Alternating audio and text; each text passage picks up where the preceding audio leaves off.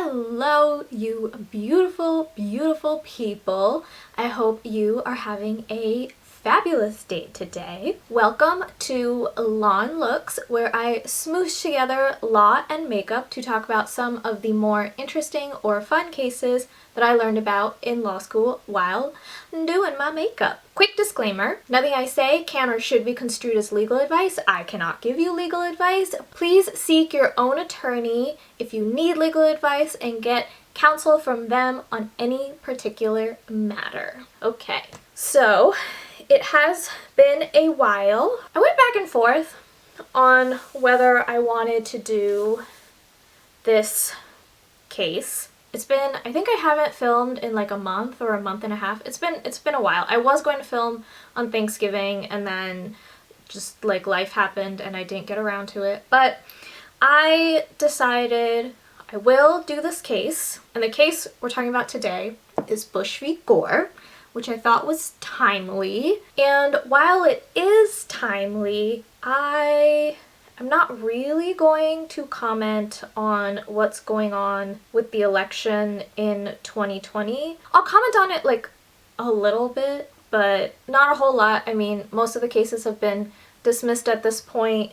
Everybody's just wondering when it will be over, but more or less Bush v. Gore did not and will not play, most likely will not play, a large role in the 2020 election. Granted, there's always a possibility, you never say never. Likelihood is very, very low, and we can see that from all the dismissals from the Pennsylvania case to Texas. And I also wanted to do this case because we just passed the anniversary of the decision, which was December 12th. Without further ado, let's dive right into it. So Bush v. Gore was about the 2000 election. I was 6 years old, so I don't really remember much. I do have this like one image burned in my brain from that time, and I have no idea if like I actually saw this on the news or if I've watched enough videos and stuff over the years just learning about this case. That's just what I associate with Bush v. Gore at this point. This is where hanging chads, indented chads, pregnant chads, all the chads, the like punch card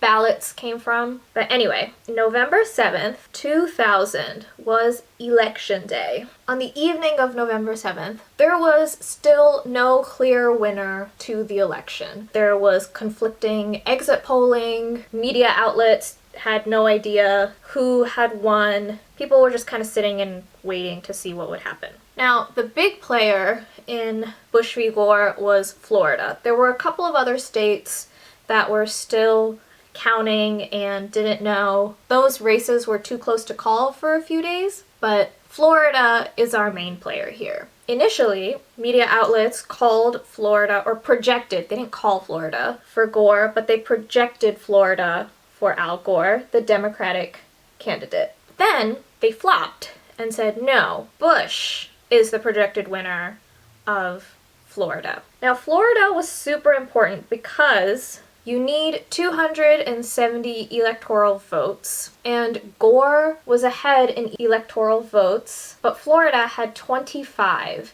and whoever would get those 25 from Florida would win the election. If Bush got those 25, he would have 271 electoral votes, thereby making him the winner. So a lot came down to who won Florida. So the networks first called for Gore, then they called for Bush, and Gore was like, all right, I'll concede.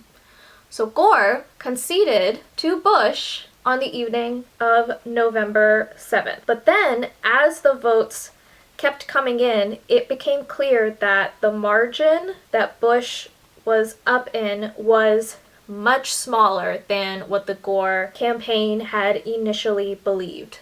So at 3 a.m., Gore calls Bush and is like, JK, I don't concede. So both Bush and Gore go down to Florida, figure out what's happening. That's our factual setup. The legal setup, the law in this case is confusing. The opinion in this case from the Supreme Court is extremely nuanced, and I'm not going to get into all the weeds of it. I'm going to try and keep it top level, simplified.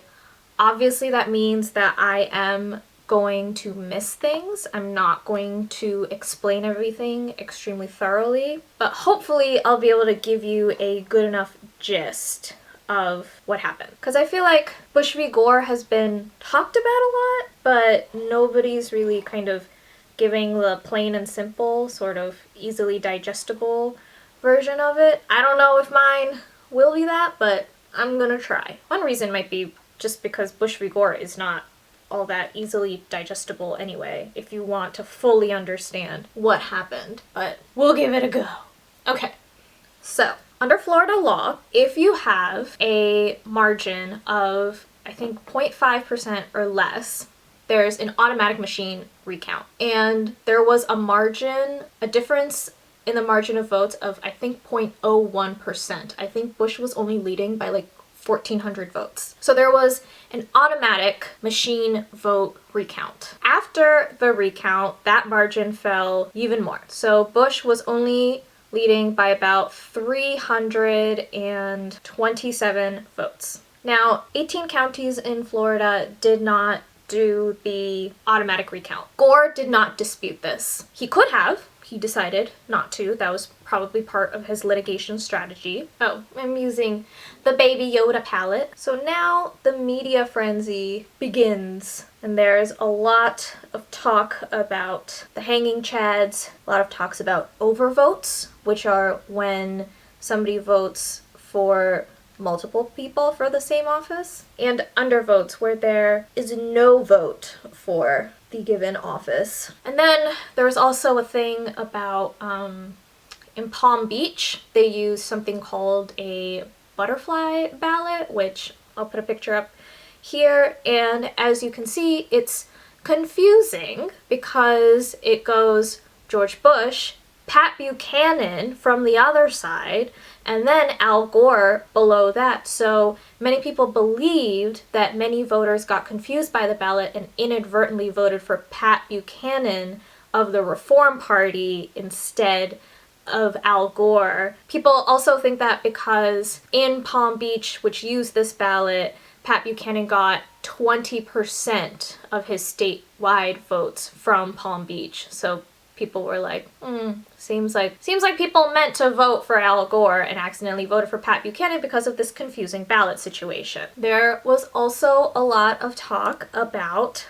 conflicts of interest. Jeb Bush was governor of Florida. Secretary of State Katherine Harris was the co-chair of the Bush campaign, and the Secretary of State certifies the election, and the State Attorney General Bob Butterworth headed the Gore campaign. So people were like, too many conflicts of interest here, but that was about the only discussion that was had on that. There wasn't a lot of legal discourse about it. Harris wanted to certify the results on November 14th. Gore specifically asked for manual recounts for 4 counties. 4 counties that traditionally go Democrat. He did not ask for recounts in counties that generally go Republican. And the 4 counties were, I'm probably gonna mess this up, Volusia, Palm Beach,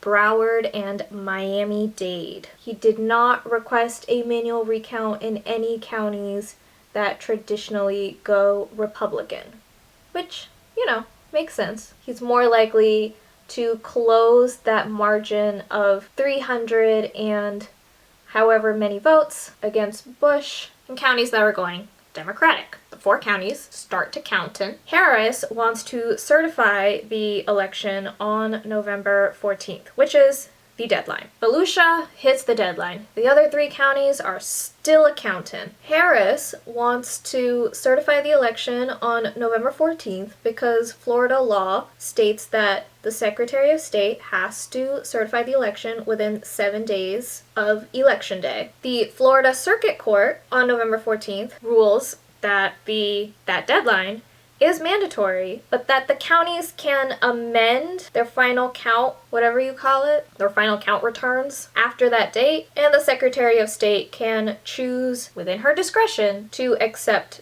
those amendments. So Harris certifies the election and she creates a set of criteria where she's like, okay, if you, for the other counties to say that if you meet these criteria, I will take your late amendment and accept it. And she tells them they have 2 p.m. that day to file whatever justification they have as to why they can't meet the November 14th deadline. So they send those in, she looks at it, and she determines that none of them meet her criteria. I meant to do a halo eye, but I don't know. We'll see. We'll trust the process. I think I already messed it up, but maybe it'll look good. Fingers crossed. So she's rejected everybody's justifications. She says she's going to wait for all the overseas ballots to come in, and she is going to certify the election on November 18th. The Florida Supreme Court on November 17th enjoins her from certifying the election, meaning they tell her she cannot certify the election on November 18th because it's hearing appeals from various cases filed about the election. There are about like 50 cases that are filed at this point regarding the election. And on November 21st, the Florida Supreme Court says that the counties can keep counting. That certification will be delayed until November 26th. So now we get into December and we get into the Supreme Court. So there's a lot of stuff that goes down at the Supreme Court. I'm not going to get into all of it. There are like multiple decisions. This case has been winding itself through the Florida courts to the Supreme Court. We're just going to stick with the big boy, Bush v. Gore,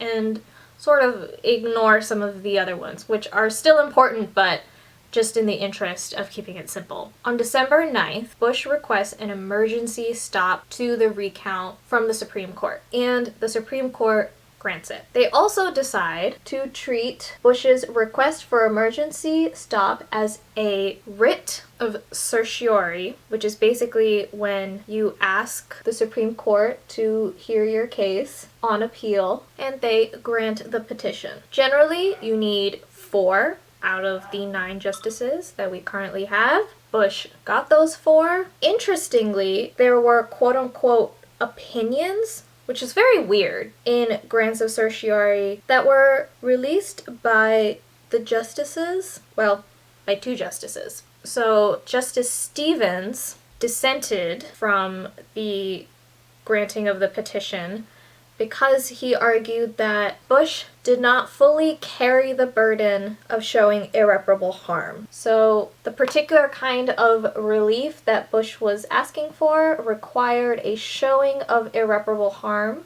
Irreparable harm is a very heavy burden, and Justice Stevens argues that Bush's argument was basically that counting every single vote will cause him irreparable harm, to which Stevens was like, how is counting all legally cast votes irreparable harm? That doesn't make any sense. And Scalia wrote a response. And Scalia's argument is that this will cause irreparable harm to Bush. Bush did carry the heavy burden of showing irreparable harm, but rather an interpretation of Florida's election laws to determine whether the votes being counted have been legally cast, and the irreparable harm would come in the form of a cloud over an otherwise legitimate presidency, and that the American people would distrust the presidential office. Over the years, lots of legal scholars have debated this, but there seems to be somewhat of a consensus that Bush didn't really adequately carry that heavy burden, but you'll find people on both sides of that argument. This case went super fast because, 1, it's the election. It's important. People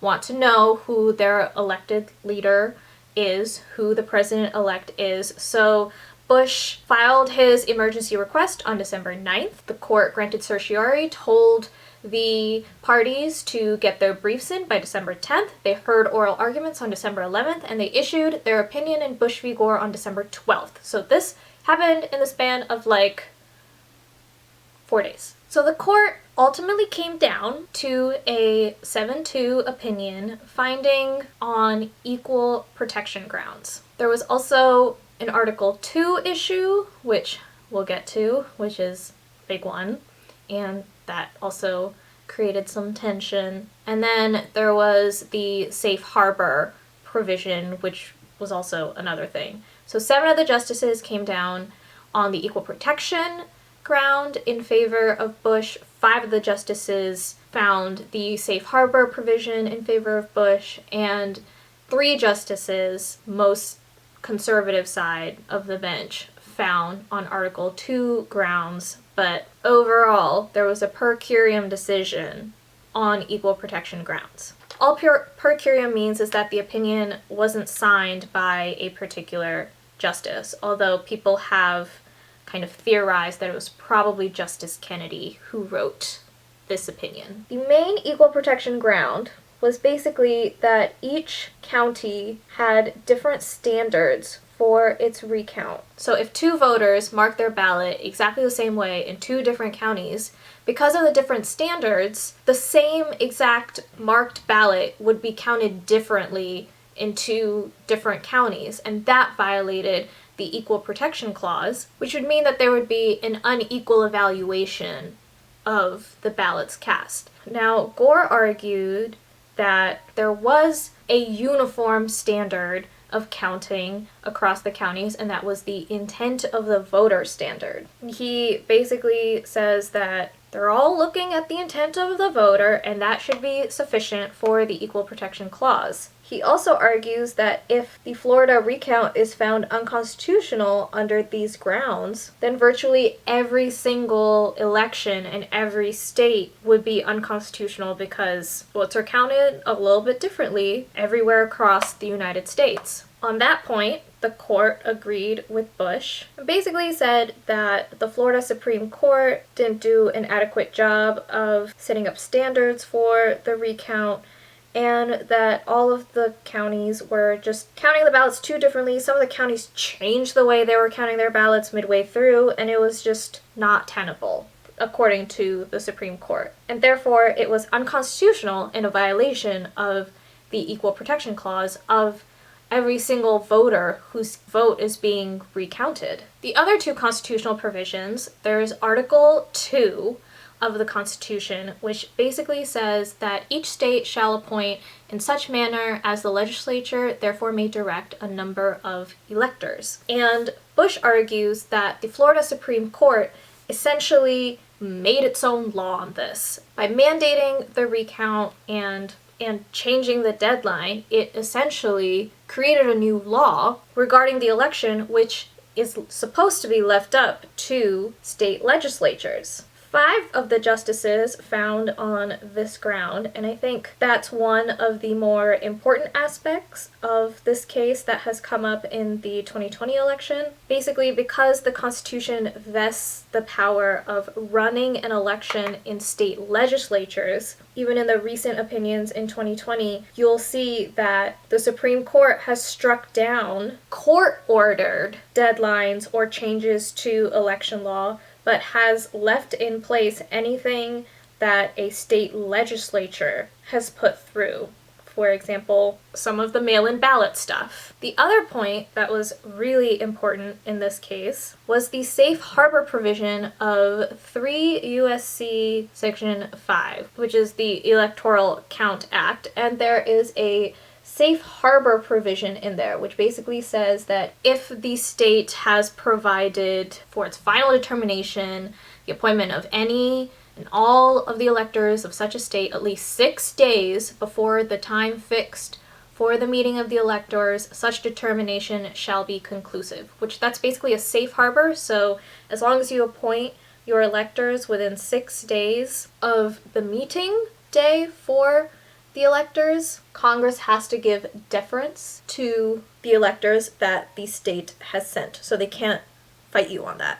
Now, Florida, in its state laws, had adopted this provision, and the Supreme Court said that, according to the Florida Supreme Court, the state legislature intended to reach this safe harbor deadline, and therefore the mandatory manual recount that was continuing was inconsistent with the intent of the Florida state legislature, which the court will always give deference to. So in the end, the Supreme Court halted the recount, and Florida declared Bush the winner, gave him the 25 electoral votes, which gave him the 271 that he needed to beat Gore, effectively making him president. And I want to be clear about what I just said. The Supreme Court did not make George W. Bush president in 2000. The Supreme Court simply answered a legal question about court-made law on elections versus state legislature law. The Supreme Court was asked a very specific legal question on the Equal Protection Clause and on Article 2, and they made a legal ruling. They did not determine how many votes Bush had versus how many votes Gore had. They didn't count that because that's not their job. There were dissents, of course. The liberal side of the bench dissented. Justice Ginsburg, in her dissent, wrote, "I dissent" at the end instead of the standard "I respectfully dissent." The omission of respectfully was extremely important. Means she was hella mad. Souter was like, the safe harbor thing is like really not that important. Breyer dissented, saying, by halting the manual recount and thus ensuring that uncounted legal votes will not be counted under any standard, this court crafts a remedy out of proportion to the asserted harm, and that remedy harms the very fairness interest the court is attempting to protect. So the liberal side of the bench was not happy. It was also noted that all of the justices who were in the majority were all appointed by Republican presidents. Take that to mean whatever you think. This case also marked a point where people began to have less faith in the judicial system. They began to see it as more partisan, more political. It was the first time since 1888, I believe, that the person who won the presidency lost the popular vote. Of course, the next time that happened was 2016 when Donald Trump won against Hillary Clinton. Both of the elections, the 2016 election and the 2000 election, had numerous calls to end the Electoral College because of that. And coming back to the 2020 election, it's just based on Bush v. Gore, based on the Supreme Court's job, it's just so highly unlikely that the Supreme Court will overturn the results of this election just because the president asked them to. That's not how it works. The Supreme Court does not look into the factual basis of these. Elections are state-run. You have to have a legal hook. It has to go through the court process. It starts at state court. You have all the fact-finding there, and then it goes up through the courts with legal issues, not factual issues. So any sort of assertion that there has been election fraud, that's a factual issue. That's not a legal issue. So that has to be decided at the trial court level. That's not going to be decided by the Supreme Court. The other thing is that however disillusioned you may be by the justice system, by the Supreme Court, by the justices who sit on the Supreme Court now, they know that it is not their job to get into this. They know that. They know what their duties entail. At least I still hang on to that hope, even though I may vehemently disagree with a bunch of them. Anyway, that's all I'm going to say on the 2020 election. That was a very, very simplified version of Bush v. Gore. If you have any questions, please leave them in the comments. I will do my best to answer them. I'm not an expert on any of this, so where did I put my lip gloss? There it is. Feel free to ask any questions you may have. I will try to answer them to the best of my ability. I hope this was helpful, educational. Maybe it brought some clarity to why Bush v. Gore was suddenly relevant again this year, or why people are talking about it so much. And overall, I hope you had fun watching me sort of fail at my eyeshadow once more. all part of the fun of lawn looks. My hair is real poofy, whatever. And that, my friends, is Bushry Gore. Thank you so very much for watching. I hope, like I said, that it was informative, educational, and fun. If you did enjoy this video, please give it a like and subscribe if you have not already done so, but no pressure to do either one. Just very happy that you made it all the way to the end of my video, and I will see you all next time. Bye!